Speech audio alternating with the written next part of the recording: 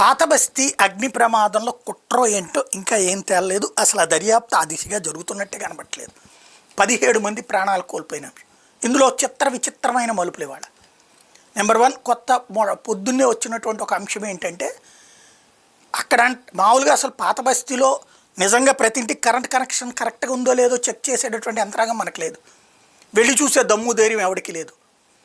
అక్కడ ఈ షాపులోళ్ళు రాత్రిపూట్ల కట్టేశాక ఈ కరెంటుకి వాళ్ళ కరెంట్లు వాడుకుంటారట, దొంగ కనెక్షన్స్ పెట్టుకుని.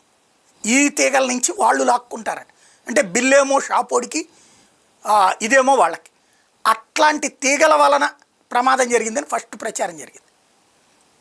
తర్వాత దానికి ఏడి ఎవరు అహ్మద్ అట, ఆయన టీవీ 9 వాళ్ళు ఇంటర్వ్యూ చేస్తే, అబ్బెబ్బే అట్లాంటిది ఏం లేదు, అసలు దొంగ కనెక్షన్ ఉన్నాయని నాకు తెలియదు, నాకెవరూ చెప్పలేదట.